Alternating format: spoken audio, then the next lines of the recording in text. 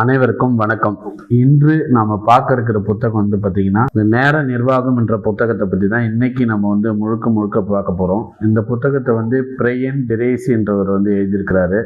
தமிழில் பார்த்தீங்கன்னா நாகலட்சுமி சண்முகம் என்றவங்க மொழிபெயர்த்திருக்கிறாங்க. இந்த புத்தகத்தை பற்றி நம்ம விரிவாக பார்க்க போகிறோம். இந்த புத்தகம் பார்த்தீங்கன்னா ஒரு நம்மளே செதுக்கக்கூடிய சில அம்சங்களை இந்த புத்தகம் கொடுக்குது. இந்த புத்தகத்தை நீங்கள் வாசிப்பதால் குறைந்தபட்சம் உங்களுடைய வாழ்க்கையில் 2 மணி நேரம் உங்களுக்கு கிடைக்கக்கூடிய சூழலை இது ஏற்படுத்தி கொடுக்கும் அப்படின்றத முன்னுரையிலே விளக்குறாரு புத்தக ஆசிரியர். அதே போல் நேரம் என்பது போயிடுச்சுன்னா அதை திரும்ப வாங்க முடியாத ஒரு மிகப்பெரிய சொத்து இந்த நேரம். அந்த நேரத்தை நாம் எவ்வாறு கையாளுறோம், அதன் மூலியமாக நாம் ஆரோக்கியமான வாழ்க்கையும் பொருளாதாரத்தையும் எப்படி ஈட்ட முடியும் அப்படின்றத பற்றியெல்லாம் விரிவாக பேசப்படுது. எனவே நேரம் என்பது ரொம்ப ரொம்ப ரொம்ப முக்கியமான ஒன்று நம்மளுடைய வாழ்க்கையில். அப்படிப்பட்ட நேரத்தை எப்படி கையாள்வது என்பது குறித்து தான் இந்த புத்தகம் முழுக்க பேசப்பட்டிருக்கு. மொத்தம் பார்த்திங்கன்னா 21 அத்தியாயங்களாக அதை பிரித்து நமக்கு கொடுத்துருக்கிறாரு. அதில் மிக முக்கியமானதை நம்ம இன்றைக்கி பார்க்க போகிறோம். இந்த நேரம் நிர்வாகம் என்பது பார்த்திங்கன்னா இந்த வாழ்க்கை நிர்வாகத்தோட ஒன்றிணைந்தது அப்படின்றத ஆரம்பத்திலே நமக்கு சொல்கிறாரு. நேர நிர்வாகமும் வாழ்க்கை நிர்வாகமும் வேறு இல்லை, ரெண்டும் ஒன்று தான். அப்போ நம்ம நேரம் நிர்வாகத்தை எப்படி கையாளுறோமோ அதை பொறுத்து தான் நம்மளுடைய வாழ்க்கையும் அமைக்கப்படுது. நம்மளுடைய உச்சபட்ச செயல்திறனை மாற்றுறதுக்கு முக்கியமாக 4 விஷயங்களை கடைபிடிக்க சொல்கிறாரு. ஆழ் விருப்பம், தீர்க்கமான தீர்மானங்கள், மன உறுதி, அப்புறம் ஒழுங்கு. இந்த 4 விஷயத்தை கடைபிடிச்சிங்கனாலே நம்ம நேர நிர்வாகத்தை கையாள முடியும் அப்படின்றத சொல்கிறாரு. இந்த நேர நிர்வாகமும் வாழ்க்கை நிர்வாகமும் வேறு இல்லை, ரெண்டும் ஒன்று தான். அப்போ வாழ்க்கை நிர்வாகத்தை நிர்வகிக்கும் போது தான் நேர நிர்வாகம் நம்ம சரியாக பயன்படுத்த முடியும். உளவியல் குறித்து பேசப்படுது.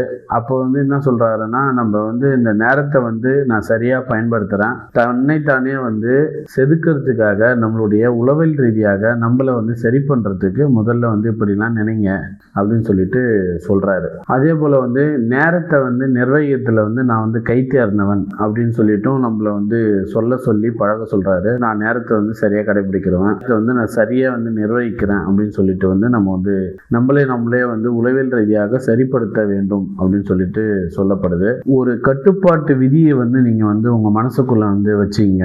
உங்களுடைய உணர்வுகளும் எண்ணங்களை சரிப்படுத்துங்க. ஒரு குறிக்கோளை மனசில் எண்ணி அதை நோக்கி பயணிங்க. ஒரு ஒழுங்கு நடவடிக்கை எடுங்க. இப்படின்னு சொல்லிட்டு பல விஷயங்கள் பேசப்படுது. நம்ம நிறைய விஷயங்களை சாதிக்க முடியும். அது பொருளாதார ரீதியாக இருந்தாலும் சரி, வாழ்க்கை ரீதியாக இருந்தாலும் சரி, இல்லற வாழ்வாக இருந்தாலும் சரி, இல்லை வேறு எதுவாக இருந்தாலும் நீங்கள் சாதிப்பதற்கு நேரம் ஒரு மிக முக்கிய காரணியாக இருக்குது அப்படின்னு சொல்லிட்டு பேசப்படுது. அதன் பிறகு உங்களுடைய விழுமியங்கள் எது என்று தீர்மானிங்கள். அதை நோக்கி உங்களால் பயணிக்க முடியும். அப்போ உங்களுடைய விழுமியம் என்ன என்பதை ரொம்ப கான்சியஸாக அதை சரி பண்ணுங்க அப்படின்னு சொல்லிட்டு சொல்கிறாரு.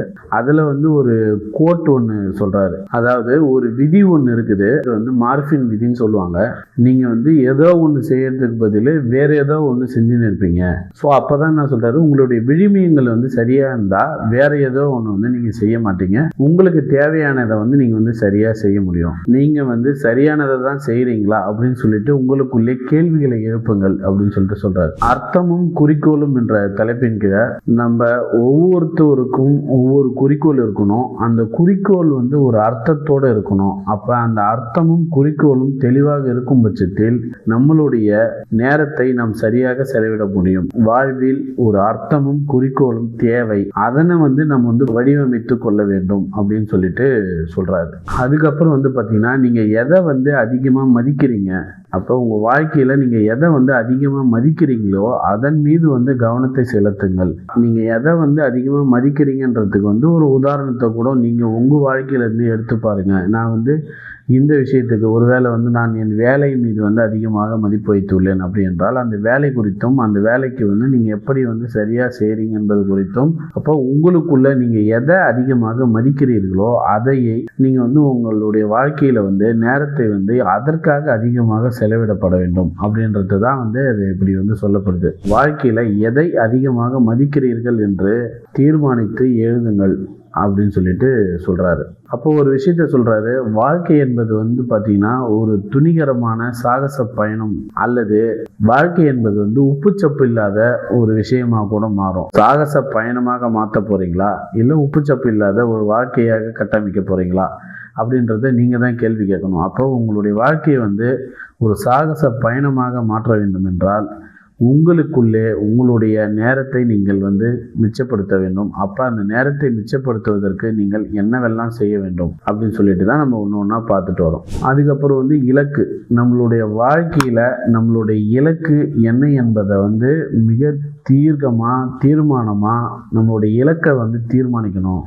அப்போ அந்த இலக்கை நோக்கி பயணிப்பதற்கு நம்மளுடைய நேரத்தை வந்து எப்படி செலவிட போகிறோம் அப்படின்றதையும் வந்து நம்ம வந்து தீர்மானிக்க வேண்டிய சூழல் இருக்குது. ஸோ இந்த விஷயத்தை வந்து நீங்கள் உங்களுடைய இலக்கை உங்கள் வாழ்க்கையில் தீர்மானிக்க வேண்டும் அப்படின்னு சொல்லிட்டு சொல்கிறாரு. உங்களுடைய முன்னோக்கையும் குறிக்கோளையும் பற்றி சிந்திங்கள் அப்படின்னு சொல்கிறாரு. அப்போ அந்த முன்னோக்கையும் குறிக்கோளையும் பற்றி இலக்கையும் பற்றி சிந்திங்கள் சொல்லும் போது அதில் 2 விஷயம் பேசப்படுது. ஒன்று நீண்ட கால குறிக்கோள் இலக்குகள், 2 வந்து குறுகிய கால வேலைகள் அப்படின்னு அதை வந்து பிரிக்கலாம். இப்போ உங்களுடைய நீண்ட கால இலக்கு என்ன, அதுக்கான வேலைகள் என்ன, குறுகிய கால இலக்கு என்ன, அதனுடைய வேலைகள் என்ன. பெரும்பாலும் இது வந்து பார்த்திங்கன்னா ஒரு நிறுவனத்தில் வேலை செய்கிறவங்களுக்காக வந்து கொஞ்சம் முழுக்க எழுதின மாதிரி இருக்குது. பட் அது வந்து நம்மளுடைய வாழ்க்கையில் தொடர்பு படுத்தி பார்க்கும்போது அது அனைவருக்குமானதாக இருக்குது.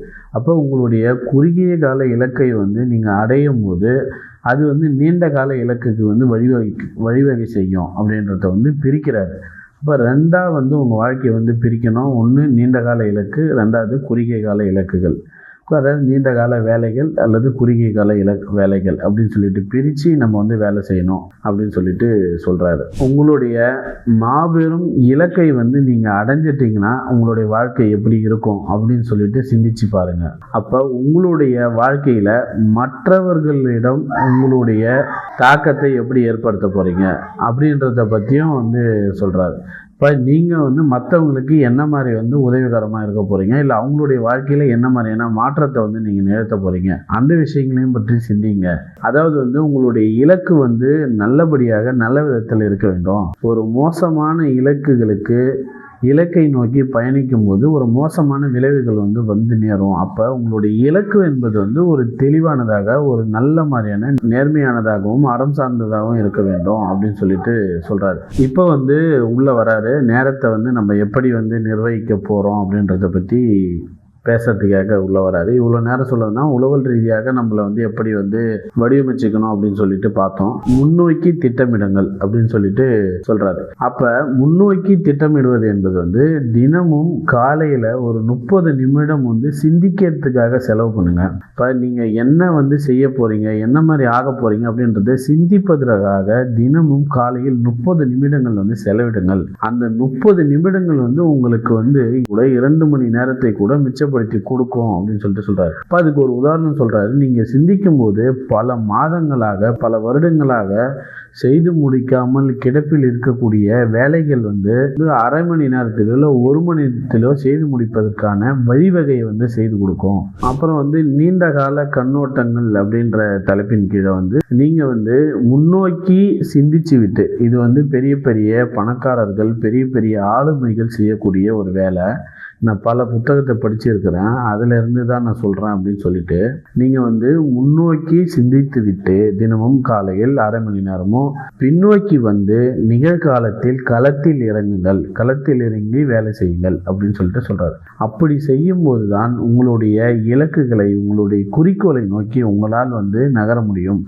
அதற்கு உங்களுக்கு வந்து நேரம் வந்து ஒரு மிகப்பெரிய உதவிகரமாக இருக்கும் அப்படின்றத தான் வந்து அதில் வந்து விளக்க வந்து முயற்சி பண்ணுறாரு. இதை வந்து மிக தீர்க்கமாக தெளிவாகவே வந்து சொல்லப்படுது. அப்புறம் என்ன சொல்லப்படுதுன்னா, நேர நிர்வாகத்தை வந்து கற்றுக்கிறதுக்கு வந்து தயாராகுங்கள் அது சார்ந்து படிங்க, அது சார்ந்து வந்து பயிற்சிகளை வந்து எடுத்துக்குங்க அப்படின்னு சொல்லிட்டு சொல்றாரு. அதுல வந்து குறிப்பா சொல்லப்படுது என்னன்னா, உங்களுடைய விழுமியங்கள் என்ன, உங்களுடைய இலக்கு என்ன, உங்களுடைய குறிக்கோள் என்ன என்பது பத்தின ஒரு தெளிவு வந்து உங்களுக்கு இருக்கணும். அப்பதான் வந்து சரியாக வந்து உங்க நேரத்தை வந்து நிர்வகிக்க முடியும் அப்படின்னு சொல்லிட்டு சொல்லுறாரு. அதுக்கு அடுத்த டாபிக்ல வந்து எழுத்துப்பூர்வமாக திட்டமிடுங்கள், உங்களுடைய வேலைகளை எழுத்துப்பூர்வமாக திட்டமிடுங்க அப்படின்னு சொல்றாரு. அதாவது வந்து நீங்க முதல்ல என்ன வேலை செய்ய போறீங்க, ரெண்டாவது என்ன வேலை செய்ய போறீங்க அப்படின்றத ஒரு எழுத்து மூலியமா எழுதுங்க.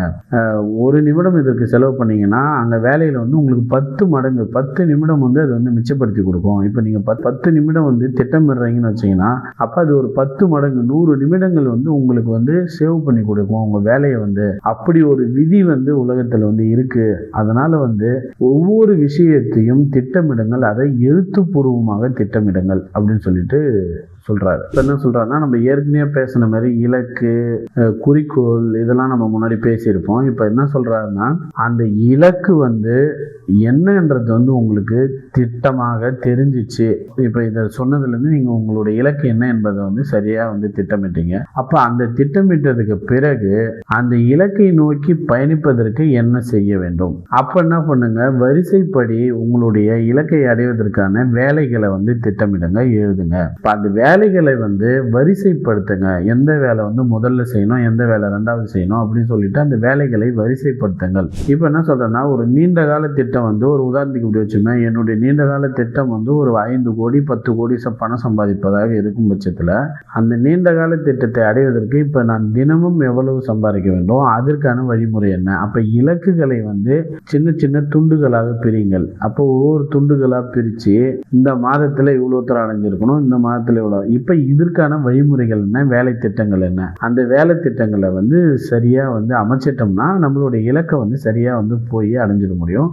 அதற்கு நேரத்தை வந்து சரியாக பங்கிட்டு கொடுங்க அப்படின்னு சொல்லிட்டு சொல்கிறாரு. உங்களுடைய அன்றாட வேலைகளை வந்து திட்டமிடுங்கன்னு சொல்கிறாரு. ஆனால் அதில் இன்னொரு முக்கியமான விஷயத்த சொல்கிறாரு. என்னன்னா, அடுத்த நாள் நீங்கள் என்ன செய்ய போகிறீங்கன்றது இன்று இரவே வந்து ஒரு பட்டியலை போட்டு அதற்கான வேலைகளை வந்து செய்யுங்க. அப்போ தான் அடுத்த நாள் வேலை வந்து சுலபமாக முடியும். அது வந்து ரொம்ப வந்து ஒரு ஆக்கப்பூர்வமாக இருக்கும் அப்படின்னு சொல்லிட்டு சொல்கிறாரு. ஆக மொத்தத்தில் நீங்கள் அடுத்த நாள் என்ன வேலை செய்ய போகிறீங்கன்றத முதல் நாளே வந்து ஒரு சின்ன திட்டமிடுதல் எழுத்து மூலியமாக இருக்கணும் அப்படின்னு சொல்லிட்டு சொல்றாரு. அதுக்கப்புறம் வந்து நல்லா தூங்குங்க அப்படின்னு சொல்றாரு. அதன் பிறகு வந்து நீங்க அந்த வேலை பட்டியல் தயாரிக்கிறது வந்து கிட்டத்தட்ட ஒரு 10லேருந்து 12 நிமிடங்கள் ஆகுதுன்னா அது வந்து உங்களுக்கு வந்து 120 நிமிடங்கள் வந்து மிச்சப்படுத்தி கொடுக்கும் உங்களுடைய வேலையில. அதுக்கப்புறம் வந்து பாத்தீங்கன்னா ABCD அப்படின்னு சொல்லிட்டு ஒரு வழிமுறையை சொல்றாரு. உங்களுடைய வேலை பட்டியலை வந்து ஃபர்ஸ்ட் எழுதிடுங்க. எழுதிட்டு எது வந்து முதன்மையான வேலை, அப்போ அதுக்கு வந்து கேட்டகரைஸ் பண்ணுங்க. ஏ வேலை, பி வேலை, சி வேலை, டி வேலை அப்படின்னு சொல்லிட்டு கேட்டகரைஸ் பண்ணி நீங்க வேலையை செஞ்சீங்கன்னா இப்போ எந்த வேலை வந்து முக்கியமோ அந்த வேலை வந்து கடகன்னு முடிஞ்சிட்டே வரும். முடியாத வேலை இருக்கும், அதை வந்து அடுத்த நாள் வந்து தொடர்ந்து ஈஸியாக வந்து முடிக்க முடியும். எனவே வந்து உங்களுடைய வேலைகளை வந்து பட்டியலிட்டு அதற்கு வந்து முன்னுரிமை அடிப்படையில் வந்து ABCDன்னு ஒரு ஃபார்முலா வச்சு அந்த ஃபார்முலா மூலயமா வேலைகளை வந்து செய்யுங்க அப்படின்னு சொல்லிட்டு சொல்றாரு. நேர விரயம் என்பது வந்து உங்களுடைய இலக்கையை வந்து சீரழிச்சிடும், உங்களுடைய இதை வந்து ரொம்ப பாதிப்புக்கு உள்ளாக்கிடும். அதனால நேர விரயத்தை வந்து ரொம்ப குறைங்க. இப்போ நேர விரயம் வந்து எப்படியெல்லாம் ஆகுது அப்படின்னு சொல்லிட்டு நீங்கள் வந்து சிந்திக்கணும். தேவையில்லாத வேலைகள் மீது வந்து கவனத்தை செலுத்துவது வந்து விட்டுருங்க. அந்த கவன சிதறலை வந்து மாற்றுங்க. அப்போ மாற்றினாதான் வந்து உங்களுடைய வேலையில் வந்து ப்ரொடக்டிவாக ஒரு நல்ல மாதிரியான ஒரு ஆக்கப்பூர்வமான செயலை வந்து உங்களால் செய்ய முடியும். அப்போ தேவையில்லாத வேலைகளை கையிடுவது, கவனச்சிதறலை வந்து குறைப்பது, இந்த விஷயத்தை வந்து கடைபிடிக்க வேணும் அப்படின்னு சொல்லிட்டும் சொல்றாரு. அதுக்கப்புறம் வந்து செய்யக்கூடாத வேலைகளையும் பட்டியலிடுங்க. இந்த வேலையெல்லாம் செய்யக்கூடாது, இந்த வேலைகள்லாம் நம்ம வந்து வெளியே வரணும். நீங்க தேவையில்லாத நிறைய வேலைகளை போட்டு மனதில் வச்சுக்கிறதுக்கு செய்யக்கூடாத வேலைகளையும் பட்டியலிட்டு அதிலிருந்து விடைபெற்று ஆக்கப்பூர்வமான செய்ய வேண்டிய வேலைகளை மட்டும் திட்டமிட்டு செய்யுங்கள் அப்படின்னு சொல்லிட்டு சொல்றாரு. அப்புறம் வந்து ஒரு முக்கியமான பாயிண்ட சொல்றாரு. என்னன்னா, உங்களுடைய வேலைகளை வந்து பிரித்து கொடுங்க. உங்ககிட்ட நிறைய வேலை இருக்குன்னா அந்த வேலையை வந்து நீங்களே போட்டு செய்யணுன்ற அவசியம் கிடையாது.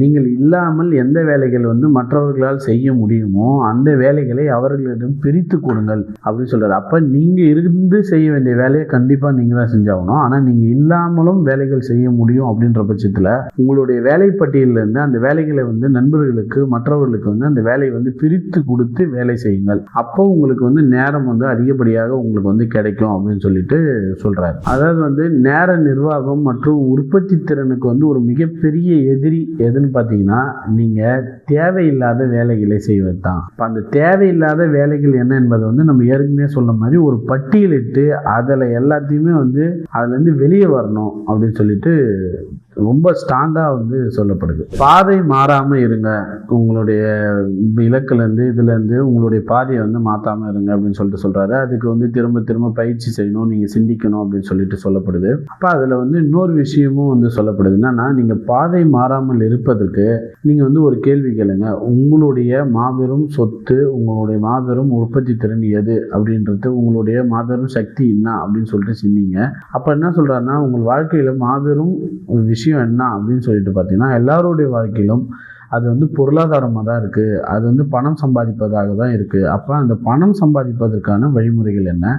அப்போ அந்த பணம் சம்பாதிப்பதாக தான் மாபெரும் சக்தியாக இருக்குன்னா அதுக்கு வந்து ஒரு முக்கிய மூல காரணமாக இருப்பது வந்து இந்த நேரம். இந்த நேரத்தை வந்து அதற்காக எப்படி வந்து செலவிடப்பட போகிறீங்க.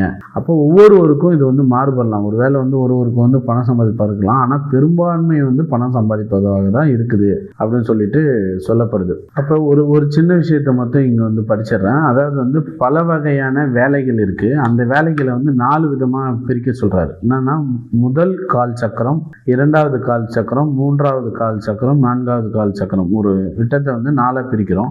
அவசரமானவை மற்றும் முக்கியமானவை அப்படின்றத முதல்ல போடுங்க. ரெண்டாவது வந்து முக்கியமானவை ஆனால் அவசரமானவை அல்ல.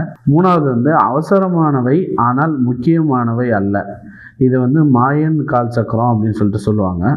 அவசரமற்றவை மற்றும் முக்கியமற்றவை அப்படின்னு சொல்லிட்டு இது வந்து குப்பைகளுடைய கால் வட்டம் அப்படின்னு சொல்றாரு. அப்போ ஒரு வட்டத்தை வந்து 4 பிரித்து இந்த 4 வகையாக வந்து வேலையை வந்து பிரிங்க அப்படின்னு சொல்லிட்டு சொல்லப்படுது. ஏற்கனவே சொன்ன மாதிரி இப்படி நீங்கள் வந்து வேலைகளை வந்து பிரிச்சிங்கன்னா உங்களுடைய வேலைகளை வந்து சரியான பாதையில் வந்து கொண்டு போகிறதுக்கு வந்து வழிவகை செய்யும். அதுக்கப்புறம் வந்து ரொம்ப முக்கியமான விஷயத்தை வந்து ஒன்று சொல்கிறாரு. அதாவது வந்து ஒருமித்த கவனத்தை செலுத்துங்கள். உங்களுடைய வேலையின் மீது ஒருமித்த கவனத்தை செலுத்தி செய்யுங்க. அதுக்கு நிறைய விஷயங்கள் பேசப்படுது. என்னன்னா ஒரே டைமில் பல வேலைகள் செய்வது, அதை வந்து தவிருங்க. இப்போ ஒரு வேலை செஞ்சுக்கிட்டே இன்னொரு வேலையில் வந்து கவனம் செலுத்துவது, அதை வந்து விடுங்க. இப்போ ஒரு வேலை செய்கிறீங்கன்னா அந்த வேலையில் வந்து எந்த விதமான இடையூறும் இல்லாமல் அந்த ஒரு வேலையை மட்டும் செய்யுங்க. அதற்கான சூழலை வந்து உருவாக்குங்கள். அப்படி செஞ்சால் மட்டும்தான் உங்களுடைய வேலை வந்து வெற்றிகரமாகவும் ஆக்கப்பூர்வமாகவும் செய்து முடிக்க முடியும். நீங்கள் என்ன பண்ணணும்னா இப்போ ஒரு உதாரணத்துக்கு வச்சுப்பே, நீங்கள் வந்து ஒரு அலுவலகத்தில் இருக்கீங்க. ஆனால் வந்து அலுவலகத்தில் வந்து நீங்கள் வேலை செஞ்சுட்டு இருக்கும்போது வேற ஒருவர் வந்து உங்கள்கிட்ட பேச வந்தால் கூட அவருக்கு வந்து இப்போ என்னால் பேச முடியாது, அப்புறம் பேசுகிறேன் அப்படின்னு சொல்லிட்டு அவரை வந்து அந்த இடத்துலேருந்து விலக்கிட்டு அதுக்கப்புறம் அவருக்குன்னு தனியாக ஒரு நேரம் ஒதுக்கி அவரிடம் பேசுங்க. அப்போ தான் வந்து 2 வேலையும் வந்து சரியாக வந்து முடிக்க முடியும். நீங்கள் ஒரு வேலை செஞ்சுக்கிட்டே இன்னொருத்தர்கிட்ட பேசிக்கிட்டு வேலை செய்யும் போது அது அந்த கவனச்சிதறல் வந்து பெருமளவில் இருக்கும். அதனால் வந்து ஒருமித்த கவனத்துடன் வேலையை வந்து செய்து முடியுங்கள். அது வந்து உங்களுடைய குறிக்கோளை நோக்கி வந்து இட்டு செல்லும், நேரத்தை மிச்சப்படுத்தும் அப்படின்னு சொல்லிட்டு சொல்கிறார். அதுக்கப்புறம் வந்து காலம் தாழ்த்துவதிலிருந்து மீளுங்க. ஒரு வேலையை வந்து கிடப்பில் போட்டுக்கிட்டே வர்றது, நாளைக்கு செஞ்சுக்கலாம், அப்புறம் செஞ்சுக்கலாம், அப்புறமேட்டுக்கா செஞ்சுக்கலாம், நாளைக்கு ஈவினிங் செய்யலாம், இல்லை அடுத்த நாள் செய்யலாம், அப்படி இந்த காலம் தாழ்த்துவதை வந்து விட்டு ஒழிங்க. அதுக்கு தான் வந்து ஏற்கனவே சொன்ன மாதிரி வேலை பட்டியலை போட்டு அந்த முன்னுரிமை அடிப்படையில் வேலை செஞ்சிங்கன்னா இந்த மாதிரியான காலம் தாழ்த்துதல்லாம் வராது. அதனால் வந்து நீங்கள் காலம் தாழ்த்துவதை கண்டிப்பாக வந்து கடைபிடிக்கவே கூடாது. அதை வந்து விட்டு ஒழியணும். நீங்கள் வந்து ரொம்ப தீர்க்கமாக காலம் தாழ்த்துறதுன்றதே இருக்கக்கூடாது. இந்த வேலையை இப்போ செய்கிறோம், செஞ்சு முடிக்கிறோம்னா செஞ்சு முடிக்கிறோம். இப்போ அதுக்கான திட்டமிடல் வந்து உங்ககிட்ட இருக்கணும். எனவே காலம் தாழ்த்துதல் வந்து ஒரு மிகப்பெரிய எதிரி, அதிலேருந்து விடைபெறுங்க அப்படின்னு சொல்லிட்டு சொல்கிறாரு. அதுக்கப்புறம் வந்து ஒரு முக்கியமான விஷயத்த வந்து பேசுகிறார். என்னென்னா, படைப்பாற்றல் ரீதியான வேலைகள், நிர்வாக ரீதியான வேலைகள், இந்த 2 விஷயம் பேசப்படுது. என்னென்னா, படைப்பாற்றல் ரீதியான வேலைகளுக்கு வந்து நீண்ட காலம் தேவைப்படும், நிர்வாக ரீதியான வேலைகள் வந்து டெய்லி செய்யக்கூடியதாக இருக்கும். அப்போ 2த்தையும் வந்து போட்டு குழப்பிக்காமல் தனித்தனியாக பிரிக்கணும். உங்கள் படைப்பாற்றல் ரீதியான வேலைகளை தனியாகவும் நிர்வாக ரீதியான வேலைகளை தனியாகவும் பிரித்து பட்டியலிட்டு அதன் பிரகாரம் வந்து வேலை செய்யணும் அப்படின்னு சொல்லிட்டு சொல்கிறாரு. அதே போல் வந்து இந்த படைப்பாற்றல் ரீதியான வேலைகளுக்கு வந்து ஒரு நிதானமான சிந்தனை வந்து தேவைப்படுது. நிர்வாக ரீதியான வேலைகளுக்கு வந்து நிதானமான சிந்தனைலாம் தேவையில்லை, ஒரு ஃபாஸ்ட் திங்கிங் இருந்தால் போதும், வேகமாக செய்யக்கூடியது. ஆனால் வந்து படைப்பாற்றல் ரீதியான வேலைகளுக்கு வந்து ரொம்ப மெதுவாக சிந்தித்து ஒவ்வொன்றாக வந்து செய்ய வேண்டிய தேவை இருக்குது. அதனால் வந்து அதை தனியாக இதை தனியாக போட்டு குழப்பிக்கக்கூடாது அப்படின்னு சொல்லிட்டு சொல்கிறாரு. அப்புறம் வந்து நேர தொகுதிகளை வந்து உருவாக்கியிருக்கு. காலையில் எழுந்ததும் இந்த 5 to 6னா இந்த வேலை, 6 to 7னா அப்போ இந்த வேலை பட்டியலை தான் நேர தொகுதிகளாக பிரித்து இதை இப்போ செய்ய போகிறோம், இந்தந்த நேரத்தில் இதை செய்ய போகிறோம் அப்படின்னு சொல்லிட்டு நீங்கள் வந்து ஒரு பட்டியலை போட்டுக்கிட்டு அதன் பிரகாரம் வந்து செயல்பட்டீங்கன்னா நேரத்தை வந்து மிச்சப்படுத்த முடியும். எல்லாருக்கும் வந்து சரியில்லை அளவில் வந்து உங்கள் நேரத்தை வந்து கொடுக்கவும் முடியும் அப்படின்னு சொல்லிட்டு சொல்கிறாரு. அதுக்கப்புறம் ஒரு முக்கியமான விஷயம் பேசுகிறாரு. என்னன்னு வந்து பார்த்திங்கன்னா, இடையூறுகளை வந்து கட்டுப்படுத்துங்க. இந்த இடையூறுகள் தான் வந்து உங்களுடைய நேரத்தை வந்து பெருமளவில் வந்து அபகரிக்கிறது. அதனால் வந்து இடையூறுகளை வந்து கட்டுப்படுத்துங்க. ஒரு உதாரணத்துக்கு வந்து பார்த்திங்கன்னா, நீங்கள் ஒரு வேலை செஞ்சுட்டே இருக்கிறீங்க, திடீர்னு பார்த்தீங்கன்னா உங்களுடைய மொபைல்லையோ இல்லை உங்களுடைய கணினியிலையோ வந்து ஒரு மின்னஞ்சல் வருது. இப்போ அந்த மின்னஞ்சல் பக்கம் போகும்போது அது வந்து உங்களுடைய நேரத்தை வந்து திருடிக்குது. அதில் வந்து நேரம் செலவிடப்படுது. உங்கள் வேலை மீது இருக்கிற கவனம் வந்து சிதறுது. ஸோ இது மாதிரி வந்து இப்போ இருக்கிற காலப்போக்கில் வாட்ஸ்அப்பு, ஃபேஸ்புக்கு, இந்த விஷயங்கள்லாம் கூட உங்களுடைய ஏதோ வேலை செஞ்சுட்ருக்கீங்க, அதில் மணி அடிச்சோன்னா நம்ம டக்குன்னு வேகமாக எடுத்து அதுக்கு பார்த்துட்டு அதிலேருந்து அப்படியே போயிட்டு என்ன பண்ணிடுறோன்னா நம்மளுடைய கவனச்சிதறல் வந்து போயிடுது. அதனால் வந்து இடையூறுகளை வந்து எவ்வளவு குறைக்க முடியுமோ அவ்வளோ தூரம் முழுக்க குறைச்சிட்டு வேலையின் மீது வந்து ஒரு ஆக்கப்பூர்வமான விஷயத்தை வந்து செலுத்துனீங்கன்னா உங்கள் நேரத்தை வந்து மிச்சப்படுத்த முடியும். உங்களுடைய வேலைகளை வந்து பல தொகுதிகளாக பிரித்து அது மூலியமாக வேலை செய்யுங்க அப்படின்னு சொல்கிறாரு. நம்ம எல்லாம் கிட்டத்தட்ட சேம் தான். அந்த வேலை பட்டியல் எடுத்து தொகுதியாக பிரிக்கிறது கிட்டத்தட்ட எல்லாம் ஒன்றுக்கு ஒன்று சங்கிலி தொடர் போல தான்.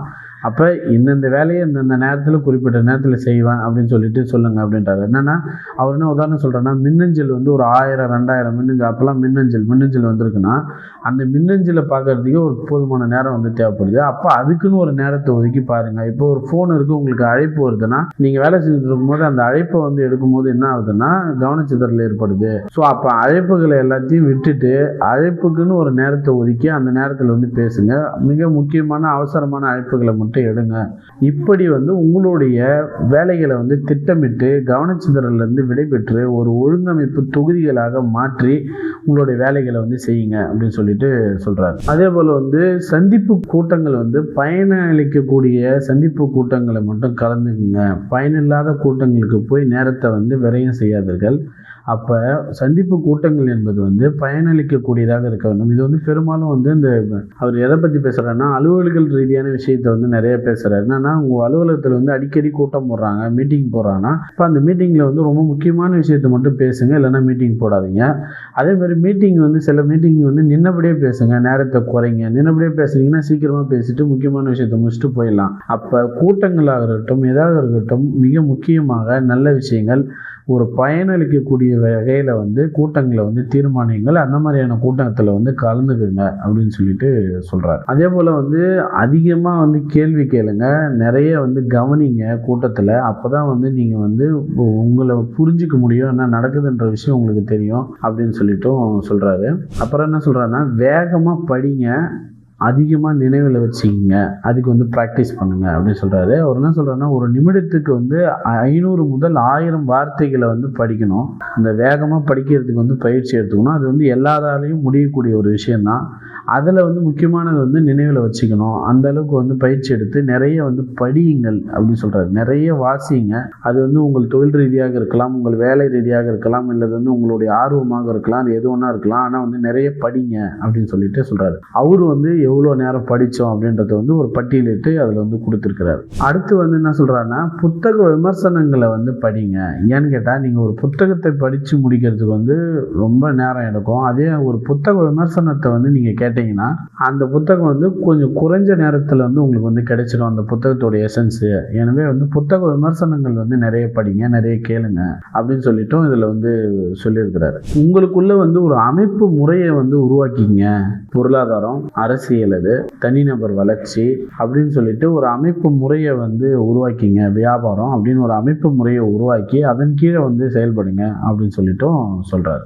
அடுத்து வந்து தனிப்பட்ட வளர்ச்சியில வந்து முதலீடு செய்யுங்க. இப்போ உங்களுடைய வளர்ச்சிக்கு வந்து முதலீடு செய்யுங்க. அது வந்து கூட்டங்களா இருக்கலாம், இல்லை வந்து அது சம்பந்தமாக வாசிப்பதாக இருக்கலாம், இல்லை வந்து பெரும் ஆளுமைகள் வந்து பேசக்கூடிய நிகழ்ச்சிகளாக இருக்கலாம். அதில் வந்து முதலீடு செய்யுங்க. அது வந்து உங்கள் வாழ்க்கை தரத்துக்கு வந்து ரொம்ப முக்கியமாக ஒன்றா வந்து அமையும். உங்கள் நேர நிர்வாகத்துக்கும் மிக முக்கியமாக ஒன்றா அமையும் அப்படின்னு சொல்லிட்டும் வந்து சொல்லப்படுது. நீங்கள் வேலை செய்யக்கூடிய இடத்த வந்து சுத்தமாக வச்சுங்க. நீங்கள் இருக்கக்கூடிய இடத்த வந்து சுத்தமாக வச்சுங்க. அப்போ தான் உங்களுடைய நிர்வாகத்திறன், உங்கள் நேர நிர்வாகத்தை எப்படி கடைபிடிக்கிறதுன்றது வந்து தெரியும். அதே போல் எல்லாரிடமும் சரியான நேரத்தில் சரியாக வந்து பேசுவது அப்படின்றதுலாம் வந்து பழக்கப்படுத்தி கொள்ளுங்கள் அப்படின்னு சொல்லிட்டும் சொல்கிறாரு. கடைசியாக என்ன சொல்கிறாருன்னா, நேர நிர்வாகத்தை வந்து கடைபிடிப்பதன் மூலம் உங்களுடைய வாழ்க்கை தரத்தை வந்து பெருமளவில் வந்து உயர்த்தி விட முடியும். எனவே உங்களுடைய நேரத்தை வந்து சரியாக வந்து நிர்வகிக்கணும். இப்போ நம்ம இவ்வளோ தூரம் பேசியிருக்கிறோம். முதல்ல உளவியல் ரீதியாக உங்களை வந்து தயார்படுத்துறது, அதுக்கப்புறம் வந்து வேலைகளை பட்டியலிடுறது, அதுக்கப்புறம் வந்து அந்த வேலைகளுக்கு வந்து முன்னுரிமை கொடுத்து வேலை செய்கிறது, அதுக்கப்புறம் வந்து தேவையில்லாத கவனச்சிதறல்லேருந்து வெளிவர்றது, அதுக்கப்புறம் வந்து பார்த்திங்கன்னா வேலைகளுக்கு வந்து முன்னுரிமை கொடுத்து எது முன்னே எது பின்னன்னு செய்கிறது, பட்டியலிடுறது அப்படின்னு சொல்லிட்டு நிறைய விஷயங்கள் பேசியிருக்கோம். சமூக வலைதளம், தொலைபேசி அழைப்புலேருந்து விடுபடுறது, மெயிலேருந்து விடுபடுறது, இப்படி கவனச்சிதறலேருந்து விடுபடுறது, அப்புறம் உங்களை வந்து செழிப்பாக்கிறதுக்கு வந்து இலக்குகளை தீர்மானிக்கிறது, குறிக்கோளை வந்து தீர்மானிக்கிறது, இப்படி நிறைய விஷயங்கள் வந்து நம்ம பார்த்துருக்கோம். உங்களுடைய நேர நிர்வாகத்தை வந்து நீங்கள் சரியாக அமைச்சிட்டிங்கன்னா அது என்ன ஆகுனா உங்களுடைய வாழ்க்கை தரத்தை வந்து பெருமளவில் வந்து உயர்த்திடும். இது எதுவாக ஒன்றா ஆகலாம், நீங்கள் கோடீஸ்வரராக ஆகலாம், நீங்கள் வந்து எதுவாக ஒன்றா ஆகலாம். அப்போ எல்லாத்துக்கும் வந்து பிரதானமாக இருக்கிறது நேரம். இந்த நேரத்தை வந்து தொலைச்சிட்டோம்னா திரும்ப கிடைக்குமா அப்படின்னா கண்டிப்பாக கிடைக்காது. அப்போ அந்த நேரத்தை வந்து எப்படி வந்து நீங்கள் வந்து இலக்குகளாகவும் குறிக்கோள்களாகவும் செதுக்கி அதில் வந்து துண்டுகளாக பிரித்து எப்படி வந்து நீங்கள் வந்து நேரத்தை வந்து நிர்வகிக்க போகிறீங்கன்றது அது உங்களுடைய கையில் தான் இருக்குது. அதற்கான சில வழிமுறைகளை வந்து இப்போ வந்து சொல்லியிருக்கு இந்த புத்தகம் முழுக்க. அதை கடைபிடிச்சி நீங்கள் உங்களுடைய நேர நிர்வாகத்தை வந்து கட்டமைச்சுக்கலாம். இப்போ ஒரு உதாரணத்துக்கு இந்த புத்தகம் வாசித்ததுக்கு அப்புறம் நான் எடுத்த முடிவு என்னன்னா, நிறைய விஷயங்கள் வந்து முடிவெடுக்கப்பட்டிருக்கு. அதில் ஒரு குறிப்பான ஒரு விஷயம் என்னன்னா, நான் வந்து வேலையில் கவனச்சிதறல் ஏற்பட்டு பெருமளவில் வந்து பொருளாதாரம் வந்து இழந்திருக்கேன். அதை வந்து உணர்றேன். நான் 10 மணிலிருந்து 3:30 மணி வரை தொலைபேசி அழைப்புகளை வந்து எடுக்க போவதில்லை. அதற்கு வந்து நான் வந்து ஈவினிங்கில் 4 மணிக்கு மேலே என்ன அழைப்பு வந்திருக்குன்னு பார்த்துட்டு அதற்கு வந்து பதிலளிக்கலாம் அப்படின்னு எனக்குள்ளே நான் வந்து ஒரு நேர நிர்வாகத்தை வந்து வகுக்கிறேன். காலையில் 5 to 7 தினமும் வந்து ஏதாவது ஒரு புத்தகத்தை வந்து வாசிப்பது. அப்போ அந்த வாசிப்பு திறனை வந்து நான் என்ன வந்து வளப்படுத்துகிறேன். இப்படி ஒவ்வொருவரும் உங்களுக்கான விஷயங்களை வந்து திட்டமிடுங்கள். இது வந்து ஒரு சின்ன பார்ட்டு. அப்போ என்னுடைய குறிக்கோள் இன்னும் நிறைய இருக்குது. அதுபோல் உங்களுடைய இலக்குகளை வந்து தீர்மானித்து அந்த இலக்கை நோக்கி பயணிப்பதற்கு நீங்கள் வந்து முயலுங்க. அப்போ உங்கள் நேரத்தை வந்து சரியாக பயன்படுத்துறதுக்கு என்னென்னலாம் நம்ம செஞ்சால் நம்ம நேரத்தை வந்து சரியாக பயன்படுத்த முடியும்னு சொல்லிட்டு ஒரு ஷீட்டில் எழுதுங்க. எழுதும்போது தான் என்ன ஆகுனா நம்ம வந்து என்னென்னலாம் விடுபட்டிருக்கோம், சரியாக நம்ம எழுதுகிறோமா, இந்த விஷயங்கள்லாம் கண்டிப்பாக நமக்கு தேவையில்லையா என்பதெல்லாம் எழுதும்போது தான் தெரியும். எனவே வந்து சரியான திட்டமிடல், சரியான குறிக்கோள், சரியான இலக்கு திட்டமிடுறீங்கன்னா அதற்கு சரியான பாதை கண்டிப்பாக அமையும். அப்படி அமைத்து உங்களுடைய நேரத்தை வந்து சரியாக பயன்படுத்தி பயன்பெறுங்கள். நன்றி, வணக்கம்.